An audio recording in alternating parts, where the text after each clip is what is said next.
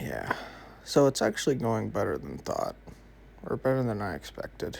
Because this, like I said, is not how you want to do this. But if you're an expert bricklayer like myself, you can kind of get that set up and have that outlay to be able to go forward. So now I'm just going to take off any residual paint stains because, that glow on, the thing is it actually dries pretty fast, especially under UV like that. But if you miss specks of it, or if you remove some of it, the specks can kind of after it's set, or even quickly thereafter, it kind of turns into this granular like toothpaste stuff, and it moves and gets everywhere. So once it gets everywhere, that's how you know you ruined it. So I highly recommend not ruining it just like that. Yeah. So as you can see, I have some subtle glow on marks, but it's subtle. Looks totally natural. Actually looks like the tritium did, but I'm going to clean up my job. Because if you don't clean it up, then nobody's going to clean it for you. And just like doing the dishes or your laundry, no one's going to do it for you unless you have a maid like me, but you have to pay for that. You can't, you know what I mean? It's not something that happens overnight. It's years and years of bricklaying. Okay. So now I'm just going to move these hands a little bit so that I can kind of get a better sense of, okay.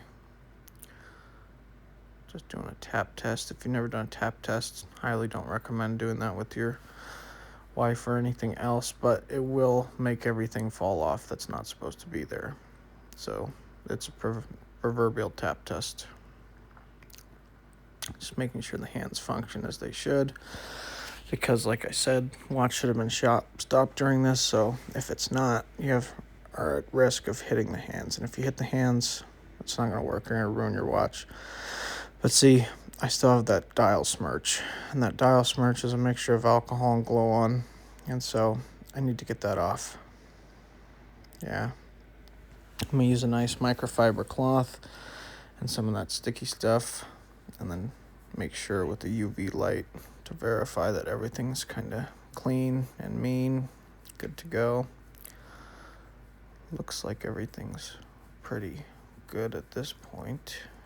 And see, we got that glow. That's exactly what we want. That's the end idea.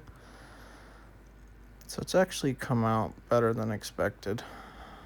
But again, I'd say don't try this at home unless you're a professional bricklayer like myself, because you're liable to make mistakes. Everyone's liable to make mistakes unless you're bowling or a bowling pin. Not sure how that has any relevance, but it will strike a chord with someone, and to the person who understands it, you get it. So, all right, at this point, I've kind of got most of the bad Larrys with glow on, and I'm going to continue to make sure that it's spotless and pristine. At the end, I might even show you the final results, because the final results actually come out better than you expect, but that's to be expected. Just making sure, doing some drying here, checking it, spot checking it. You don't want to see what's underneath, kind of curing it and just charging it at the same time. Also don't recommend holding it there that long. See, that's okay. That's kind of satisfactory.